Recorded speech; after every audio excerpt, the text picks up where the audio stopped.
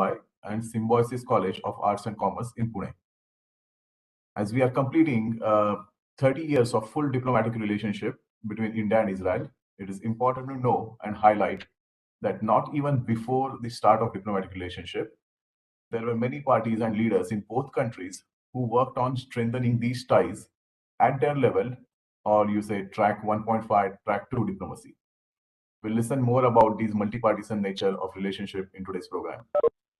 As India and Israel both share common values and democracy, freedom, making them a natural allies, this might be the reason that leaders in both countries, and most importantly people, have developed a strong affinity towards each other.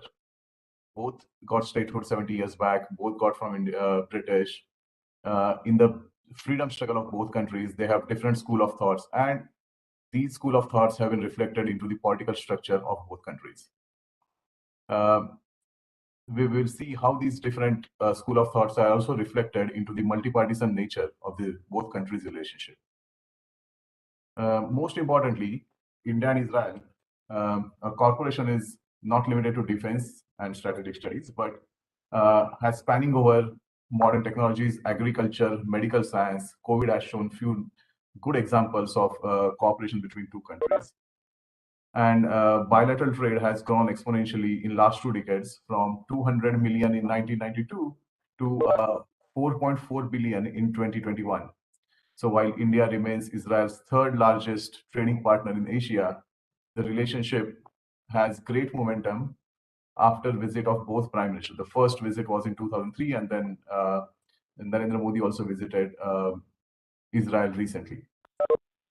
On this backdrop, and especially in the globalized world, when there is more people-to-people connect, it's never than before, it's important to understand the multi-partisan nature of both countries' relationship.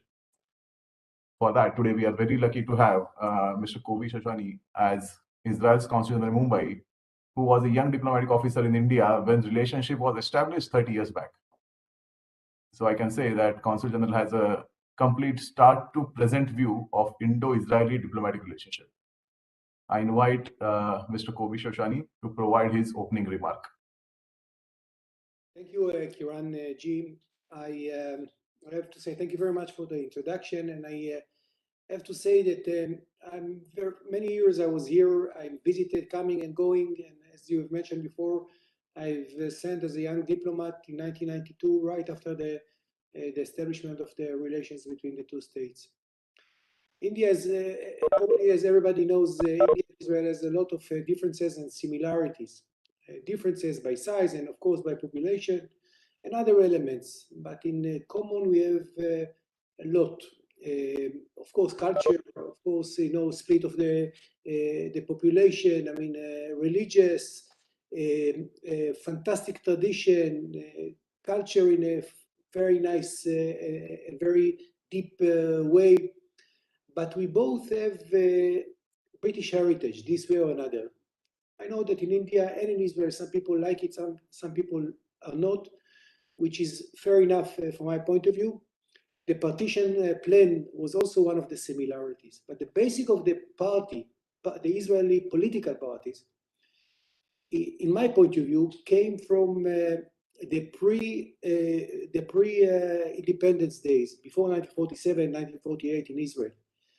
And if you want to understand the Israeli parties, then you have to understand what's happened here under the British rule. We call it, the British mandate. Here it's a Raj, it's a role, different names.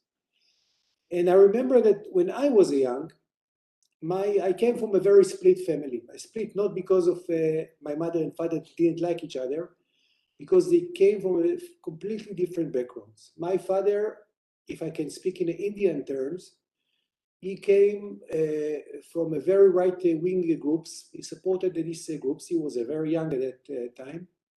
If I'm speaking in an Indian term, he was like coming from the RSS or BJP of today. And my mother came from a family that belongs to the Labour Party, the biggest party in Israel. If you would like to speak in Indian terms, she came from the Congress Party. the family was supported very much. The leader of that side, it was David Ben-Gurion, like Mahatma Gandhi, and Nehru afterwards. And I remember as a child, it was long time after, you know, the independence of Israel. I remember as a child during the 70s, even that time, of course, the split between the parties was extremely interesting. I was sitting in the family gatherings and listening to the discussions between the parties. And it was not easy, especially to my father, because my mother's family, it was a little bit alone, you know, against all, confronting her brothers and sisters. But I was sitting and listening to the political conversation. And as a child, I have to choose a side, my mother's side, my father's side. It was very difficult for me, and I still remember that. And if you ask me today what I am left or right, I can tell you that I'm split between the two sides. But the only thing which was common between the family of my mother and the family of my father, that both parties love Israel, and Israel was above all. And I think that this is something that has to lead this conversation, India and Israel above all. And I speak too much, I give the floor to everybody, and I'm sorry to speak about personal perspective, but I think it's actually reflect what we are seeing today in India and in Israel as well. And thank you very much for very short introduction. Well, thank you. Thanks a lot, Council General. And I really like how you connected the Indian analogy, and that is easy for us to understand while we speak about it. I think we will move to the multi-partisan nature of relationship. That is the main part of our program. And I would like to invite Dr. Shimon. So I'll quickly go over the structure. We'll have 4 panelists: Dr. Shimon Lev, then Professor Kumar Swami from JNU, Dr. Vijay Chauthaiwale, and then Dr. Sridhar Walker. Each panelist will speak about 10 to 12 minutes, and then if time permits, we'll take few questions. So now I'd like to invite Dr. Shimon Lev. Shimon Lev is a curator and author. He has written a book called Soulmate, A Story of Mahatma Gandhi and Herman Kallenbach. He has expertise in India-Israel relationship, and he is a professor at Tel Hai Academic College in Israel. So, Dr. Lev, floor is yours.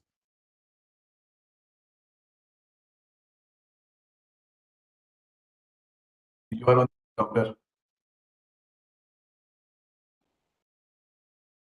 Okay, good morning. I'm here in Oxford on a seminar of Buddhist and Jewish thought, like the word. So actually we are dealing in a broader or in another context all the time with the relationship or how was the meeting point between India and Buddhism, but of course Buddhism under India. So it's actually very relevant for what we are doing here, a team of researchers. So first, thank you very much for the invitation. You know, I think this is a historical year, and if I can refer to what Kobe said, from my personal account, when I came to India the first time, you know, I came in '84. And during 1 year and a half traveling, I met 15 Israelis, you know, and of course this is, and then, you know, and then I became a tour guide, and then I started to write critics about books written about India, and of course I was writing a lot of geographical magazine and photographing, and then I became an academic. So actually in my career I follow very much the development of the relationship, and for me it's always when I came to deal with this subject, like Kiran didn't mention it, but like my PhD was how India was perceived, or what was the encounter between the Jewish and Zionist world to India in a broad context. And this is divided for 3 parts, like the textual part, like in the 19th century, because most Jews didn't meet Indians. I'm not speaking about the Indian communities in India, but like in general.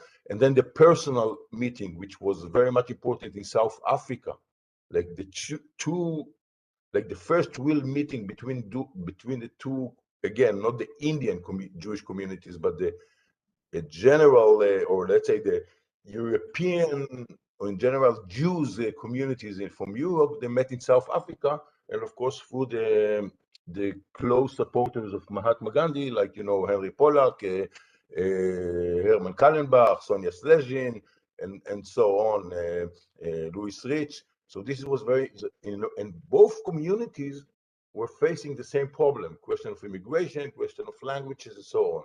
And then there is the political meetings, that what we are doing here, like which started like, let's say, quite late from the Zionist perspective. And this is a big failure. The Zionists were looking eastward very late, only in the 30s. And this, I mean, they sent some some people to collect money from the Jewish community in Bombay and in Calcutta at that time, but it was not focusing on political effort. And when it started in the 30s, in some respects, it was too late, because already let's say the Hindu-Muslim issue was already there, and the main focus of India was fighting the British imperialism. It's a big question why. I mean, it's not a big question. The answer is quite clear. I think Professor Kumara Sarami also answered on them. I mean, why India could not understand the Jewish perspective. So one obvious reason was the focusing of fighting the British imperialism, and the British Balfour Declaration and so on was connected very much to the British colonialism. There is some truth in that. I mean, the British had this idea to install Jewish Palestine as kind of colonial thing. It's not completely untrue, but of course there is no one to tell about the historical connection. And when you compare, for example, Pakistan, like Faisal Devji, Muslim Pakistan, he ignores the historical connection. I mean, by comparing, for example, Pakistan and like Zion, his famous book Zion, Pakistan, and Israel. But that, and when we go deeper, so there were two representatives of India, and tell me how much time I have, because there are a few points I want to also to emphasize. There were two representatives of India to the Western Jewish world. Was one Tagore, Rabindranath Tagore, and then Gandhi. But that's exactly, you can view the relationship and why this was a big failure in not establishing relationship in Israel immediately in 48. It's actually, you can view it through this shift between Tagore and Gandhi. Tagore was speaking about Asia is one, the revival of the East, and these things, and I'm generalizing thing here, but I think all of us we know about what I'm talking. And he was much positive in his attitude. But Tagore was speaking about Asia is one, and the Zionist movement saw himself also as part of revival of the East. Sometimes hypocrisy, sometimes not. I mean, depends who. But then it shifted to Gandhi. So Gandhi, as it was described, if I can give kind of a general definition, a saint, holy man, but foreign to us. This was how it was written sometimes in the Hebrew newspaper, because and also so there was a shift. And when Gandhi published his article in the 38, the Jews, this was the final blow in a way. And then Nehru in 47, the All Asian Nation Conference was also, like, let's say, the final blow after the Holocaust. And this ended for many years. Like, there was, okay, we have nothing to do with India. They don't want. But one thing, and I think this Aran also emphasized, in Israel there was the common idea. I mean, everybody wanted relationship with India. This was not questionable. It doesn't matter if you would be right or left, as Kobe said. All of them, I mean, everybody understood quite early from the 30s that India is important, and it's important to Israel. So in this way, there is not so much the question of parties in Israel, which we're dealing with India, because we were just waiting to India to open up, and happily it's happened in 92. And I think this is the big thing about it, that when you look today in the relationship, So, it's not worth to look on the past in some respects, but we can understand very clearly what a big failure was it.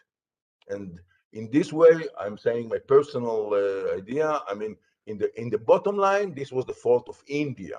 I mean, okay, you can object Zionism, you can object Israel, but once Israel was established, uh, so de facto was already the way to do relationship. One last comment. There was in the 30s, somebody, Rabbi Binyamin, he was a famous publicist. He wrote, "Clear the path of India, more than known country as America and Europe," and all this was done by Tagore and Gandhi. Like in the 30s in Israel, there were a lot of books were published about India. Everybody was all the intellectuals were looking about India because India symbolized let's say the crown of fighting the British imperialism. There is a big difference between and there were many books were published, but so but on the other hand, I don't know if you know the idea, the name of Brit Shalom, like the small intellectual, very like Buber, Martin Buber, Hugo Bergman, um, um, and many other, Gershon Scholem, like the big intellectual of Jerusalem. They were the ones that were looking very closely about India because and also admired Gandhi because they wanted also be national state in Israel. So it was very parallel, like trying to keep the unity. Of course, the historical event went on the other direction and it became irrelevant. And sometimes they were attacked. I was talking last few days ago, they were attacked by Joseph Klauser, like say a right-wing writer, that we say, oh, these our Buddhists, our Buddhists, like the members of this Brit Shalom people. So as I said, I mean, I'm writing a lot about. There was a lot of other encounters and very important, but I think it's time. I mean, this at least I'm working now on a book called Gandhi and the Jews and Gandhi, and in a few weeks I will give a public lecture here in Oxford also about this subject. I think it's time to look also on Gandhi, not only a narrow, on kind of a wider perspective, not only for the narrow, sometimes narrow Zionist, let's say, Jewish or Holocaust perspective. And I think this is a very good start for this project. Yeah, I think I'm running of time, or do I have a few more minutes? I think you are right on time, Dr. Lev. Okay, great. Thank you. Oh, thank you. And thank you, Pro, for providing that overview that irrespective of political ideology over the large political spectrum, all parties wanted to have a good relationship with India. I think India reciprocated in a similar manner, and we'll move to the similar subject with Professor Kumarswamy. Professor Kumarswamy is a professor in Center for West Asian Studies and School of International Studies in JNU. He has a PhD on India's policy towards Israel from 1948 to 1980, which is just before start of the diplomatic relationship. His area of research is Israeli politics. So let's hear from Professor Kumarswamy. Thank you very much, my friend, and thank you, the Consular General, for inviting me. And as Shimon Le was saying, there is equally a wider support for Israel right from 1948. And if you look at the Constituent Assembly debates, people are raising questions that when India is going to recognize Israel. And then when that question was addressed, they were asking in the Lok Sabha and Rajya Sabha when India is going to establish relations. And the support for Israel came from a wide spectrum of the political groups. The most dominant one is the socialist, and the Praja Socialist Party was the largest one in terms of campaigning. But there were others. Swatantra Party, for instance, was constantly talking about Israel. And you also find Congress Party, within the party, certain elements were in support of it. And in 1952, when nothing was happening, Israel sent the Director General in the Foreign Ministry, Walter Etan, to India. He comes and meets the entire political spectrum. And the final meeting was a lunch with Nehru, also attended by his daughter Indira Gandhi. And he writes that almost everyone he met was excited by the prospect of India and Israel having a normal diplomatic relations, including a resident Indian mission in Tel Aviv. It's a different story. It did not work out. We're not getting into that. So you can actually identify the whole political spectrum was in favor. In the 1960s, when there was no relations, when the relations became almost not imminent, Amarjit Kaur, the Congress member of parliament, goes to Israel, meets Ben Gurion, and comes back and reports to Nehru. In other words, even Congress party, when there was no relations, were actually dealing with Israel. And if you look at the history of truth, a large number of Indian activists and future leaders were actually trained in labor, working relations, and others. There is an enormous flow of people who are going, in spite of the fact there are no relations between them. And there were official visits, semi-official visits, and even private visits. And Shimon Le was talking about 1984, he met Israelis. And Israelis were coming when even India was not giving visas to them. I was asking questions, how did you come to Israel? Because some of them were mentioned to me when I first went to Israel in 1988. I said, how did you come? You're not supposed to get visas. And the answer was simple. Kumar, I have a French passport. So in other words, people were able to use the different ways out of curiosity. It is going on continuously, irrespective of the official position. And if you look at during wars, there is a 62, 65, 71, you see a large number of Israeli help and assistance, which was sought by the government, not by private parties. It's sought to the government, which was officially hostile towards Israel. And the same thing in 1968, when the RAW, the External Intelligence Agency, was being set up. And Mrs. Gandhi, in spite of the official positions, public pronouncement, she sends the future director to Israel to study. So you have a variety of relationships. And similarly, in the 80s, when there were, after Rajiv Gandhi took office, there were indications that, relations might improve. And the first thing happened was when the consular jurisdiction was expanded to the state of Maharashtra and later on to Kerala. So in other words, you will see all of things was possible under a Congress government. And the normalization took place under the Congress government. So you will see that. But if you look at from 90 hours, there is an interesting pattern. One of the first chief ministers to go to Israel was Chimanbhai Patel from Gujarat. And then he was from Congress party. Then Bairam Shekhawat goes from Rajasthan. And in between, you will have Sharad Pawar. He goes first as a chief minister, then as a union minister, and subsequently he was going for the biannual Marathi conference in Israel. In other words, irrespective of which political party he was affiliated at that point of time, Sharad Pawar has been frequent in Israel at regular intervals. And if this is not enough, you will see Deve Gowda from Karnataka coming to Israel.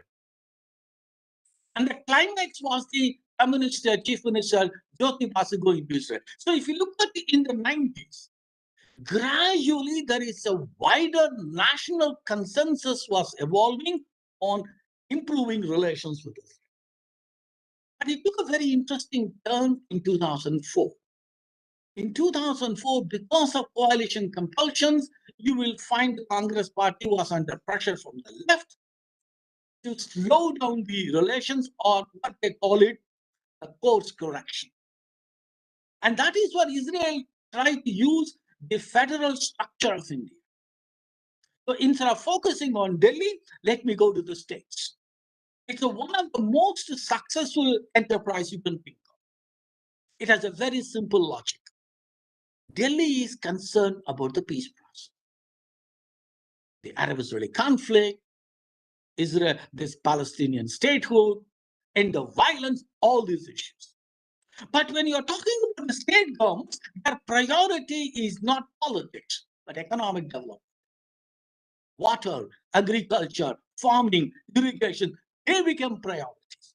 With the result, irrespective of which government was in power, these state governments were willing to engage with Israel in much more open. And which is a very, very effective strategy. If you look at it, the personnel available in Israel is very limited when you compare it to other Western countries. But if you look at the reach, it is much wider than any of the Western embassies in Delhi. And that is largely because it not only reached out to the states for economic development, but that is that the grassroots support for Israel is being developed. That is something phenomenal. And with the result, whether it is Akali Dal or Congress party, Punjab is always in the forefront of relations with Israel. The same thing with Haryana, whether it is a Congress or Janata Dal or even BJP is always friendly towards Israel. The same story goes to Madhya Pradesh. So if you look at it, certain states are extremely friendly towards Israel, irrespective of which government is in power. You can also add Karnataka. With the result, today you have about 29 centers of excellence spread across the country. Even in Delhi, Congress, BJP are up. It's actually immaterial. So that is what, it is not the political statements you have to look at it. It is the situation on the ground which is. And one interesting thing, when he was in Kerala, A.K. Antony made a number of statements critical of Israel. But when he comes to Delhi as a union minister, he completely changed. So you will find all these contradictions. So it basically means at some level you have a friendly policy in Delhi, some level you have a friendly policy towards state, even though you belong to the same party. That is largely domestic compulsions you're doing. And similarly, if you look at the leader of opposition, and the leader of opposition is always friendly towards Israel in some capacity or the other. And when the Congress party was in power, leader of opposition, Advani, was in Israel. And similarly, when Vajpayee was the prime minister, he hosted Ariel Sharon. And whom did he meet in the last day? Sonia Gandhi. In other words, you will find these consensus among the political groups when it comes to Israel. You may have a disagreement over the Israeli policies, but what is essential is you understand the importance of Israel in the bilateral relation. You can go a step further. You can even see this among the Indian Muslims. If you look at it, the Muslims are seen as a major impediment in India not having relations with Israel. How far it is true, nobody did a scientific study. But that was a perception. Muslims will be unhappy if India normalizes relations. But if you look at what is happening from 92, yes, there were criticism whenever there is a cycle of violence. Otherwise, you will find significant number of Muslims are visiting Israel, studying Israel, and trying to understand Israel. I can see it in my own experience in the last 2 decades of teaching in JNU. Initially, I had Muslim students outside India studying Israel, from countries like Bangladesh, even Iran, and Central Asian countries, or even Indonesia. But today you will find a large number of Muslim students are studying Israel and trying to understand Israel and even doing the doctoral research. So in other words, you will find a greater attention. I'm not saying that because Zionists, no, but there is a greater interest in understanding Israel before. And therefore, what you see is the left parties are a little bit not completely on board, but you will find them that criticism is slightly narrowed down in recent years. The only exception is whenever there is a violence, you will find the more vociferous criticism. Otherwise, you can see them, a wide spectrum of Indians are willing to understand Israel and support Israel. The reason is different. Some out of curiosity, some because of the technology, some because of the alternative viewpoint, some because of the pro-Western or pro-American attitude, some because of the socialist values. The reasons are different, the compulsions are different, but you will find that gradually the relations with Israel is no longer a contentious issue. One small point. There are so many countries with whom India has relations, but you will never find similar type of 30 years of normalization with that country. For instance, Japan and India are celebrating 70 years this year. You will never find such a widespread public events like you find in Israel. In the last 3 weeks alone, I have seen about a dozen events on the 30 years of normalization. It basically meant Israel-India relation still attracts a wider interest, wider attention, primarily because there is a growing non-partisanship towards relationship. I'll stop at this point of time. Thank you very much. Oh, thank you, Professor Kumaraswamy. And I think that also reflects the very similar approach that Israel had towards India, where irrespective of whatever stand political leaders were taking at state, there was a dichotomy when it comes to the relationship directly with Israel, and it was always a positive stand.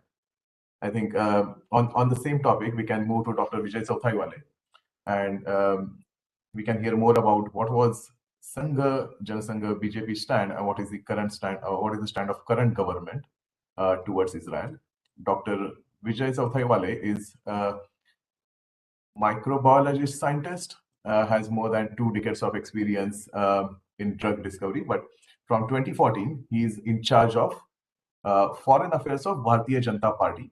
And in his official capacity, he is responsible for BJP's all foreign divisions. And he was also a key member of executing all Prime Minister's community events overseas. So, Dr. Vijay Sauthaiwale, floor is yours.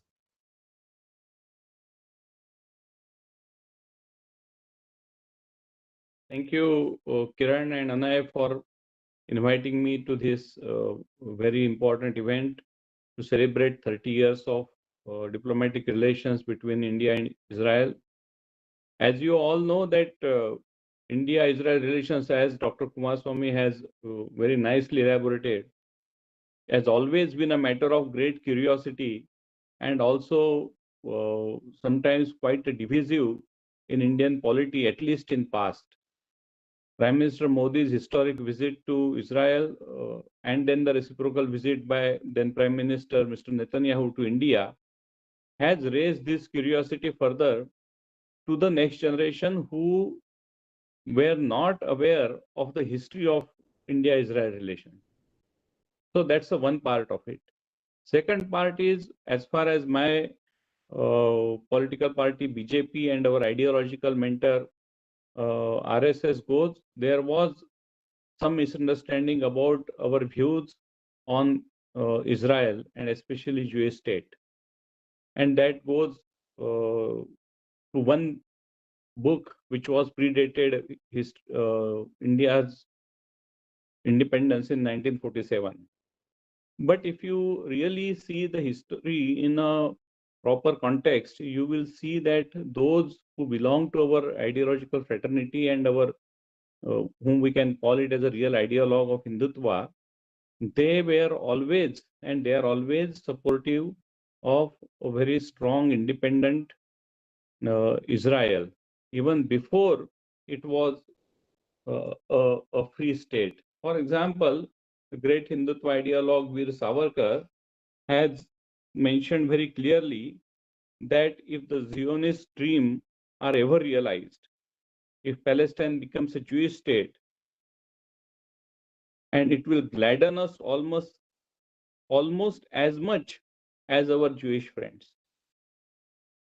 Then he also issued a statement later on to welcome UN partition plan, and he has said that Jewish world should have recognized the claim of Jewish people to establish the independent Jewish state in Palestine.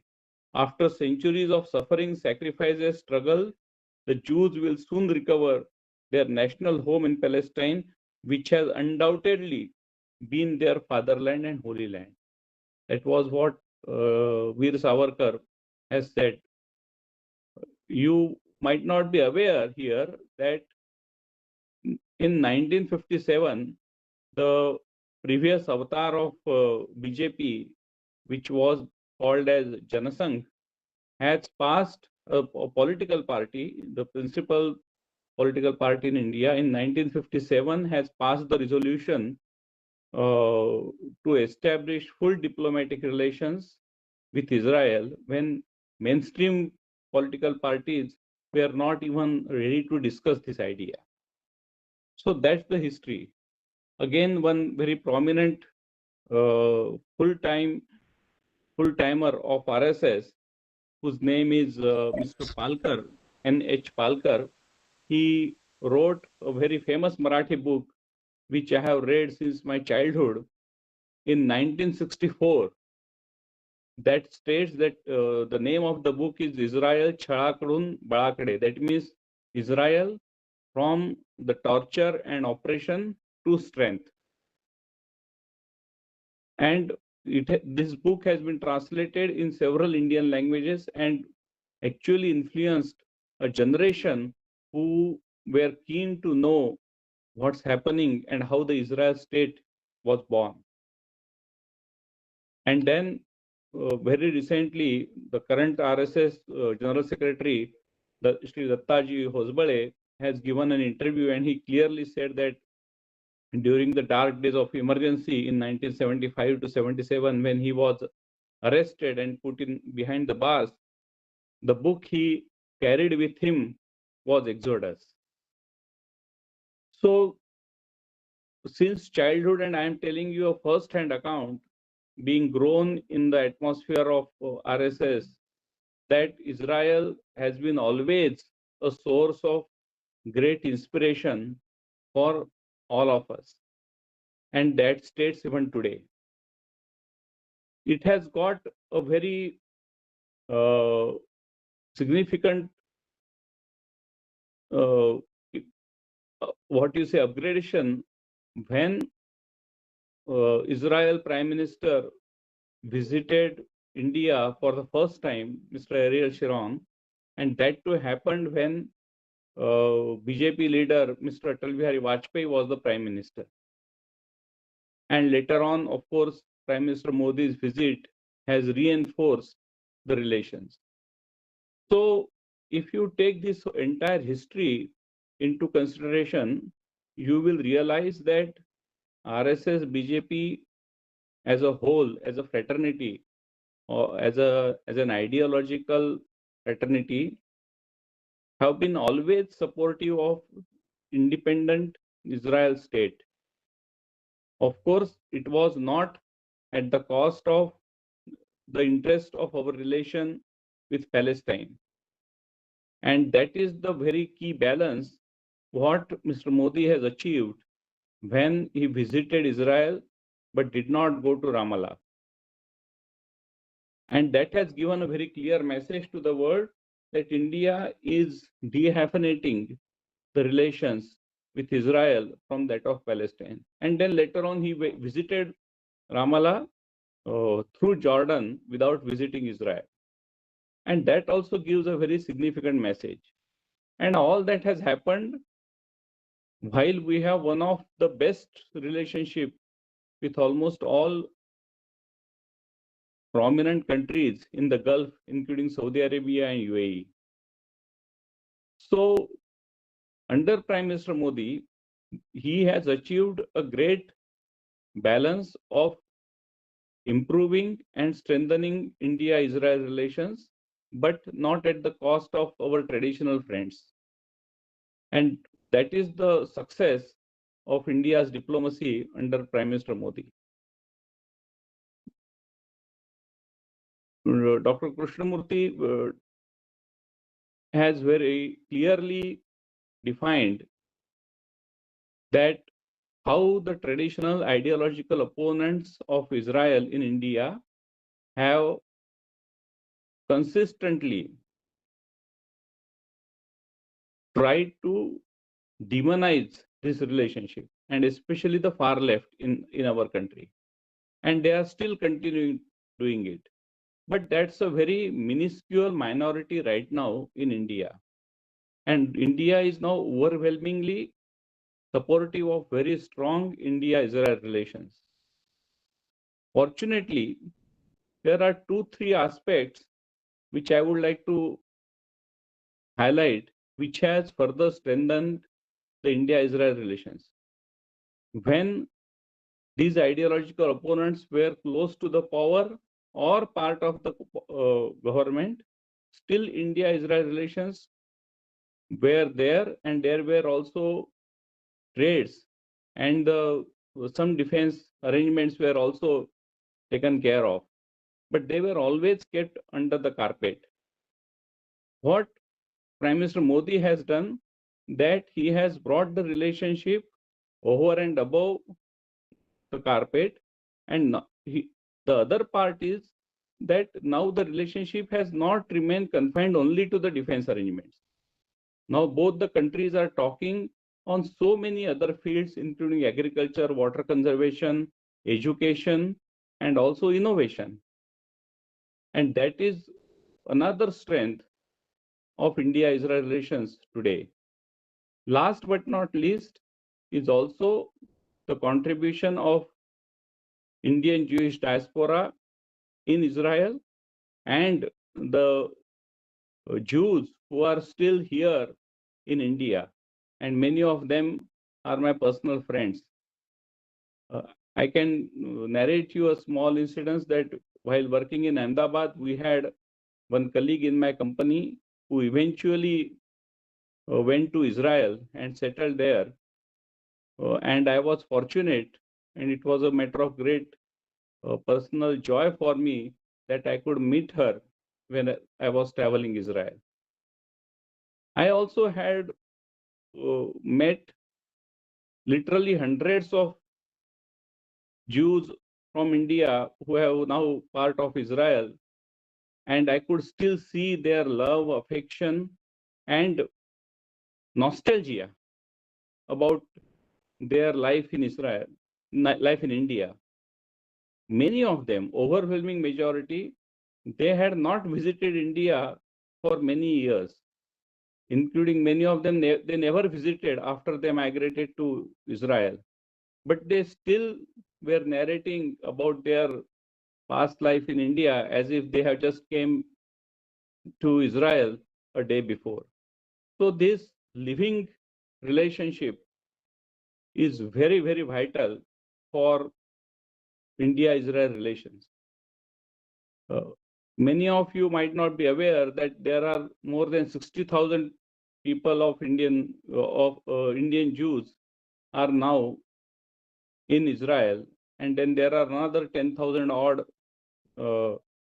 Indian passport holders who are mostly working as a healthcare nurses in Israel, and they form a very strong bond between two countries. I have also visited few synagogues in India, and I have seen that how they are trying, sometimes struggling to preserve their identity and also their culture and heritage. So I would say that in last 30 years, India-Israel relationship, from mere setting up a diplomatic relations, of course, it is one of the most vital turning point in the relationship. But from there, in 30 years, it has grown into multi-dimensional relationship. And I can humbly say that the consistent stand, pro-Israel stand, and appreciation for the struggle of Jews, the struggle of Israel as a state by the people who belong to our ideological fraternity has helped in a big way to change the narration between two countries, especially in India, where the dominance of leftist ideology, liberal ideology, was prevalent for many decades. And this has now become a multidimensional relationship. And I'm sure it is just the beginning, with new dimensions coming in on the horizon. It will go from strength to strength. Thank you very much. Thank you, Vijayji, and that was very apt. I remember two things while you were speaking. First, as you mentioned, that there are a few synagogues that are still struggling. I recently read a story that Consul General and Anna went to Panvel and were able to maintain the Jewish cemetery in Panvel for the Bene Israel community. And the other part you mentioned that really struck me, where I also grew up reading Savarkar and Nana Palkar's Chhaya Kadun Bayakade. And that has developed a strong affinity, and if I even use a better word, a kind of a romanticism towards my generation, in my generation, towards Israel. And I used to think that's my generation, but now I think that has impacted multiple generations over the last few decades, and developing a good viewpoint towards Israel in Indian community. So I think, as you mentioned about Sangha, RSS, as from these relations have changed from 2014, and then we'll have Dr. Oshrit Birwarkar speaking on the same topic about how relations have shaped from 2014 to now. So Dr. Oshrit Birwarkar is part of a Bene Israeli community and has a PhD on India-Saudi relationship. And she's a foreign policy expert, consultant for companies and governments, and lecturer at Reichman University. She also writes at multiple Israeli newspapers and is a commentator on TV. And she has a blog of Miss India. So that's an interesting blog. I now call upon Dr. Oshrit Birwarkar.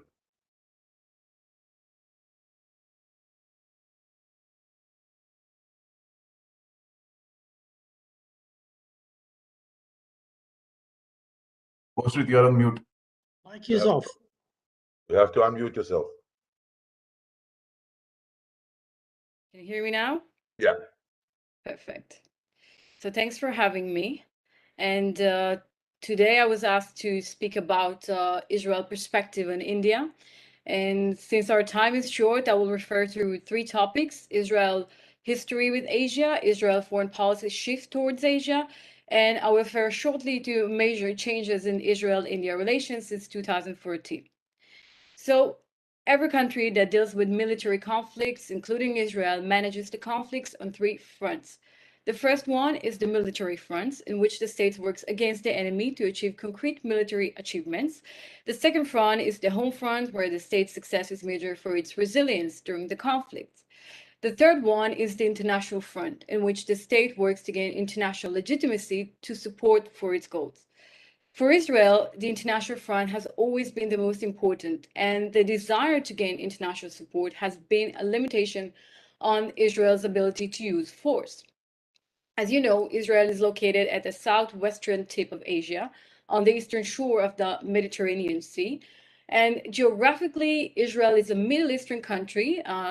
Recently, some of us adopted the Mediterranean identity, but our culture, society, and political system remain primarily Western in nature and orientation. And if we look back at history, Zionism and Israel's long effort of seeking contact and friendship with China and India are a major chapter in the Jewish diplomatic history. And until World War I, the World Zionist Organization focused most of its diplomatic work on the European countries, the United States, and several other countries. So Asian countries were far away and showed no special interest in the Jewish people. The Zionists began to take an interest in the Asian countries after the Balfour Declaration, when they had to obtain the support of the maximum states in the League of Nations. Until then, the Zionist movement had no real reason and no exactly resources to pay attention to diplomatic efforts in this far and distant land. But in their eyes, India needed a special care. So India, although it was under the British rule, the development of the national movement led by Mahatma Gandhi and Jawaharlal Nehru attracted the attention of the world, but also of the Jewish people, Jewish community here in Palestine. Gandhi's views on every topic had an overall impact, and hence had an impact on Zionism and its effort for a Jewish state. Another factor that made India a special case was the fear from Indian Muslim reaction to what was happening in Palestine. And this has also influenced the British government's policy towards Zionism. So India was therefore a significant focal point for the activities of the Zionist movement, even though it gained independence only 1 year before Israel. And this is an interesting chapter that my colleagues here, Dr. Shimon Lev, can elaborate on, and also Professor Kumaswamy. So back to our story on Israel and this new state in the Middle East. And an analysis of Israel's foreign policy reveals that despite frequent allusions to its importance to Israel's security, Asia remained marginal on the national agenda, while the Israeli Foreign Ministry officials demonstrated a clear tendency to give priority to their country relations with the United States and the Western Europe. By the early 50s, there was a growing sense of pessimism, I think, in the Israeli Foreign Ministry regarding the prospects of better relations with Asian countries. And I think that except from Burma, most Asian nations showed little interest in Israel. The most deviating blow to Israel diplomacy in the early years was the refusal of the Asian countries to invite Israel to the conference of the non-aligned countries held at Bandung. And from the Jerusalem point of view, this was a clear message that the emerging third world countries were neither ready or willing to accept Israel as an Asian country. So Israel's failure to gain recognition and acceptance in Asia was in large measures a byproduct of its foreign policy emphasized on security matters. Israel's security needs dictates reliance on countries capable of providing arms, and unable to offer Israel the sophisticated weaponry and the massive foreign aid needed for its survival, the Asian remained marginal in the eyes of the Israeli government and did not loom large on the foreign ministry's agenda. Plus, the largest and the most powerful Jewish communities live in the West, not in the East, and this is why the ministry was investing more effort and funds in the West. Even in economic terms, for many years, Israel focused mainly on the US and European markets. Asia has not been perceived as an important market due to the lack of economic potential for the Israeli market. But despite this all, the Israeli leaders did not entirely abandon their efforts and attempt to seek better relations with all countries in the world, and Asian country was part of them. And the late 80s and the early 90s were marked by important development of Israel's relations with important Asian countries. The peace process enhanced Israel's international position, and breakthrough were achieved in Israel relations, not only with the Middle Eastern periphery, but also with the most populous Asian countries as China and India. So in the last 2 decades, we have seen the West remain still an important part of Israel's foreign policy, but we can see a gradual process of tightening relations between Israel and the Asian countries. And this change can certainly be seen with more emphasis in the last decade. A few factors led to the Israeli shift and the decision to look towards Asia.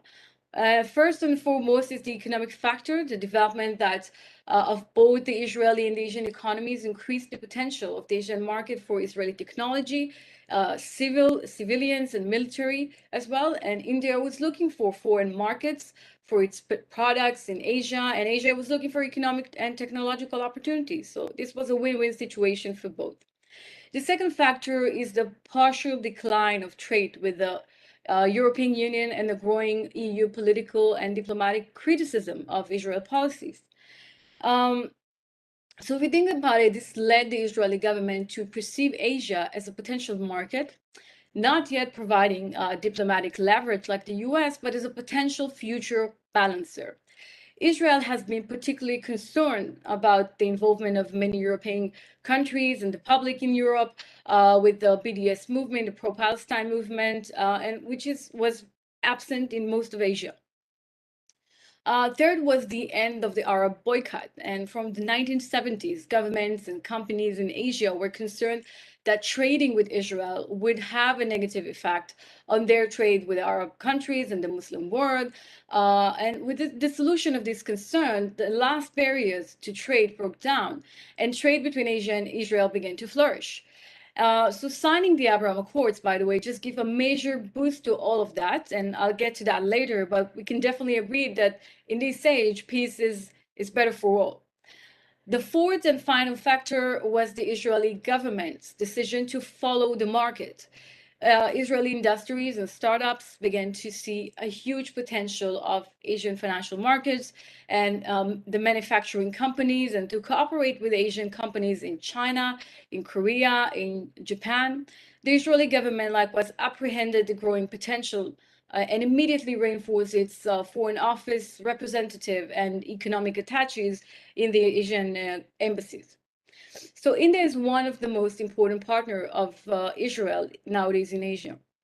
And when it comes to the analysis of India-Israel relations, from the researchers' point of view, we call this stage we're in now the fourth stage, in which this stage actually started since Modi came to power in May 2014. And ever since Narendra Modi rose to power, Israel seems to have acquired greater priority over the West Asian countries on India's diplomatic agenda.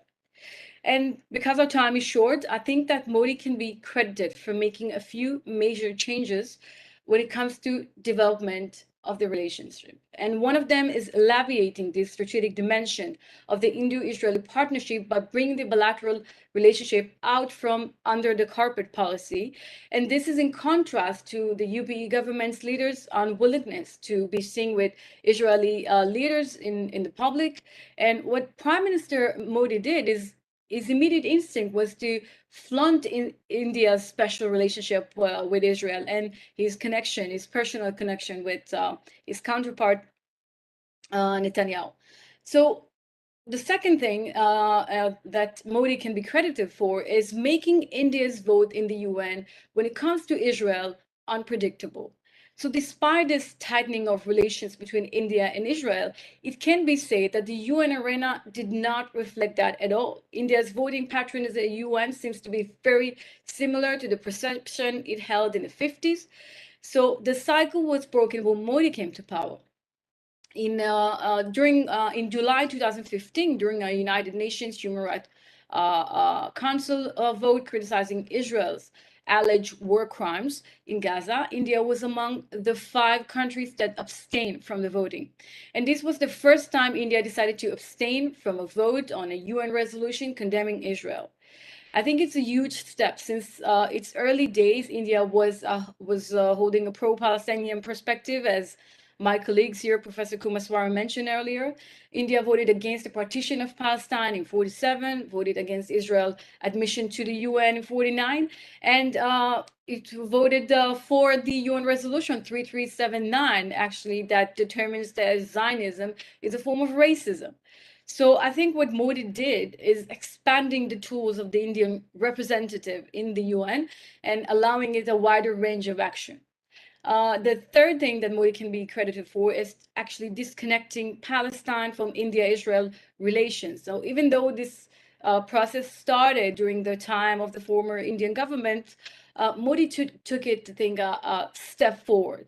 And a great example is the decision not to visit Ramallah during senior visit to Israel, something that used to be part of the protocol when visiting Jerusalem. But so today, Israel views India as few things. And one of them is a growing market for its 3 known things: arms, agriculture, and technology. India presents a massive market for Israel manufactured goods and technology, with almost 40% of Israel's annual defense production being exported to India.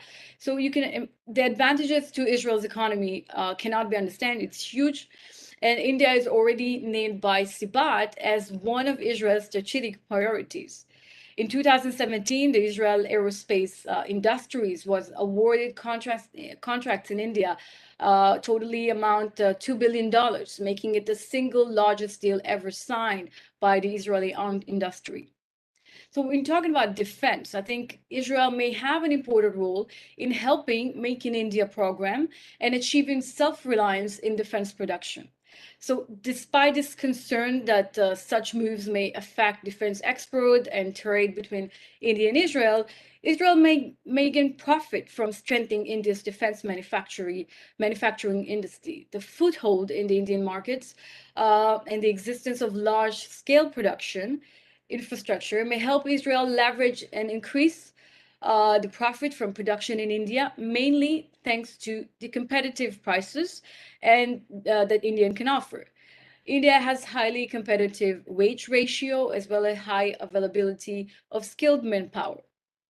And across the country, we can find about 6,000 functioning technical and engineering institutes with 2.5 million students enrolled annually in these institutions and available for work. And besides, I think the defense sector is a strategic in the Indian economy, mainly because of its potential for job creation, a matter that the Indian economy is having a hard time with, and according to some predictions, will continue to have a hard time with. So the collaboration in local production, I think it's an extraordinary opportunity to support the Indian economy and deepen the alliance between Delhi and Jerusalem. The second point is that I think that Israel views India as a key partner in regional alliances, especially in the Middle East, and especially when it comes to expanding trade. So the Abraham Accords allow India, UAE, and Israel to expand their trade ties. Trade between Israel and India is relatively below around $5 billion. And between Israel and UAE is, I think, less than $1 billion annually. But from between UAE and India, trade is now $59 billion, and now they're talking about double the numbers. So a commercial triangle is a required step. And in this framework, Israel will provide technology. The Emirates will allow the capital to flow to India, and India will provide production infrastructure, skilled and cheap manpower, which is coherent with the Make in India national policy. So we can see that the changing Middle East offers new diplomatic templates with Asia. The Abraham Accords also lay the foundation for the emerging new Quad with India, Israel, UAE, and the US.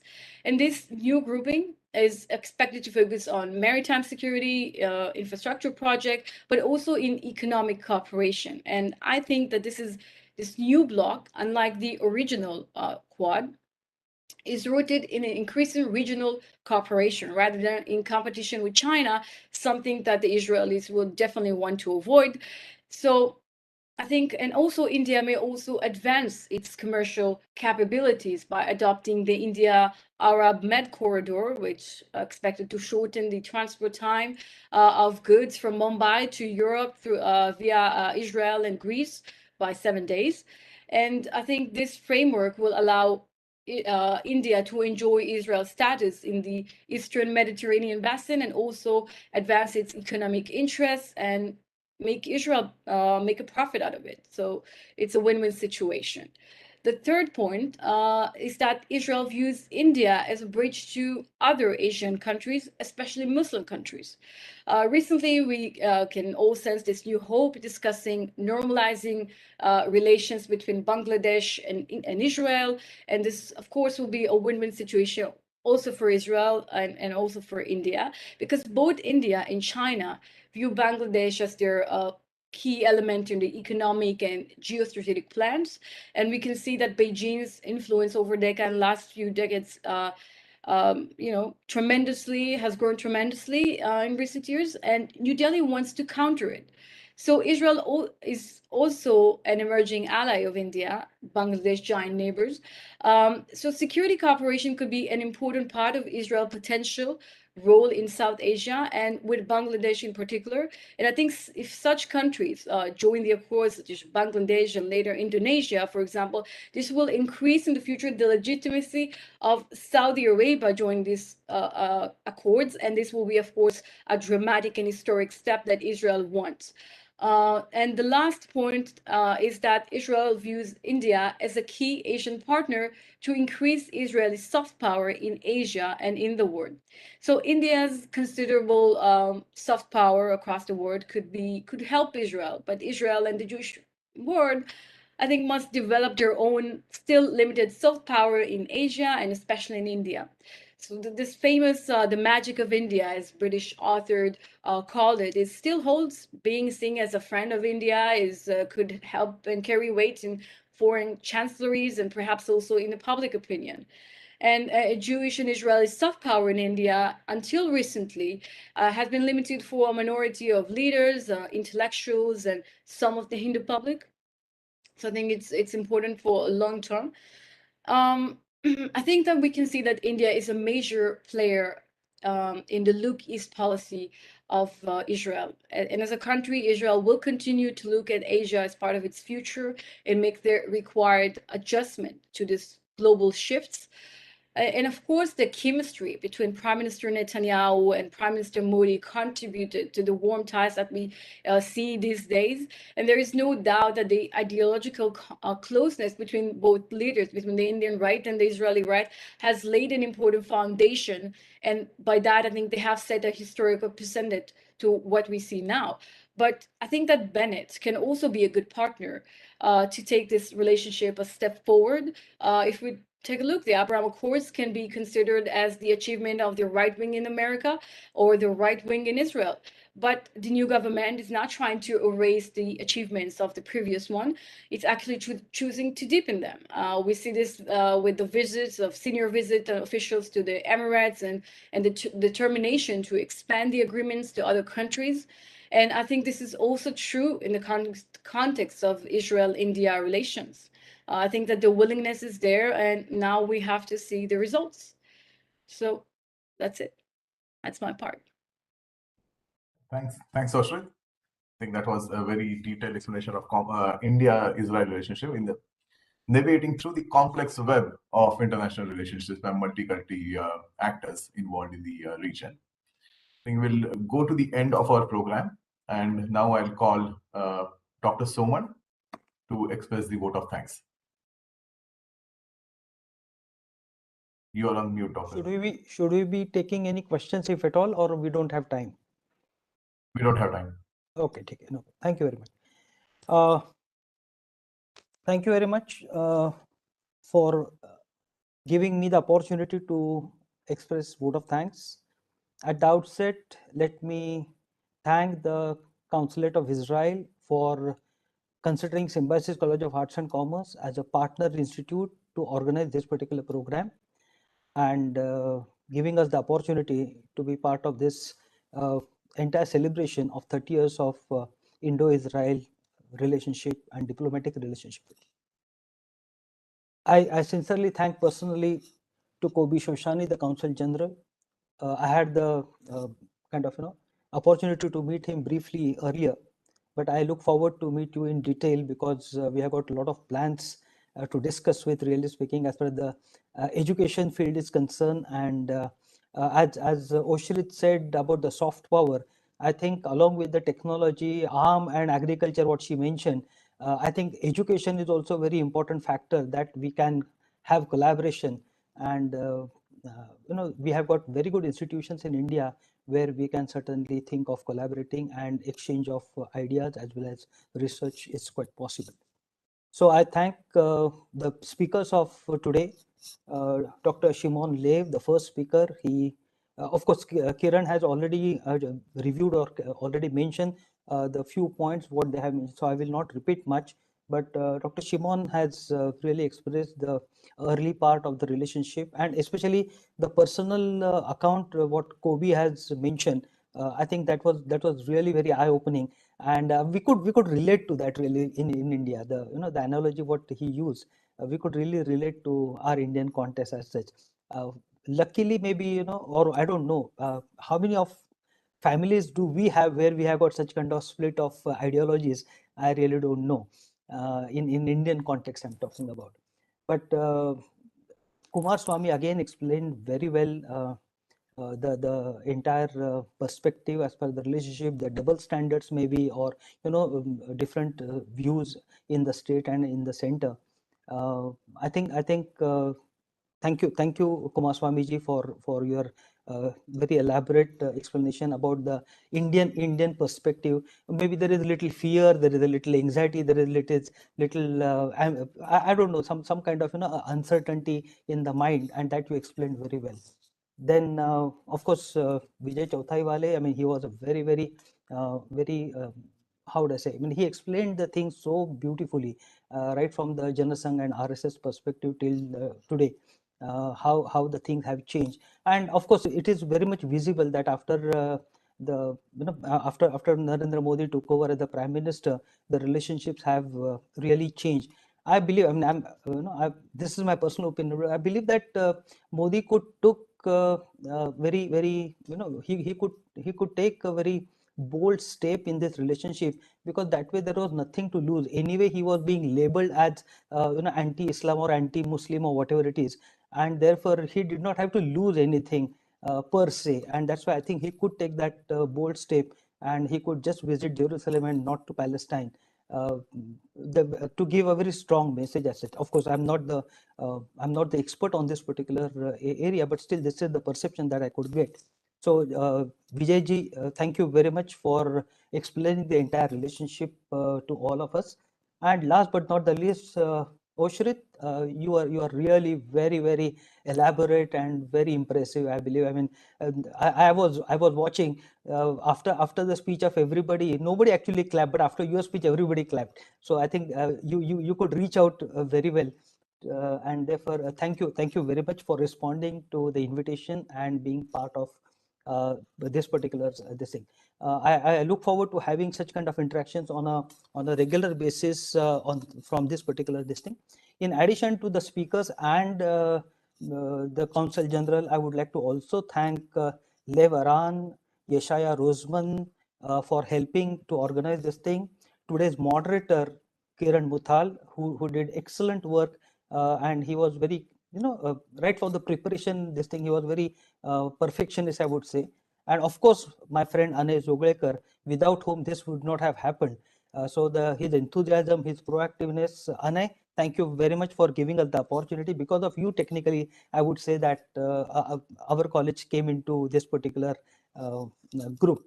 And last but not the least, Dr. Abhishek Srivastav, who is from JNU and who also helped in organizing this particular program. On my side, I would like to thank my colleagues, Dr. Neha Agashe, who is she's a political science teacher, and she actually helped us to invite people.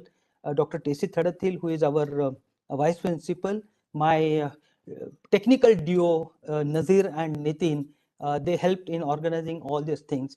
And of course, the last but again not the least, the attendees, all the people who joined this particular program, I must thank you from the bottom of my heart for attending this particular program. I wish to look forward to having such kind of programs more often. But on this note, I once again thank and declare the program over. Am I right, Kiran? Yes. We can declare the program is over now. Yeah. Thank you very much. Thank you very much. Thank you and namaste to everyone. Namaste. Namaste. Thank you very much. So I'm closing the meeting. I hope thank you all for joining the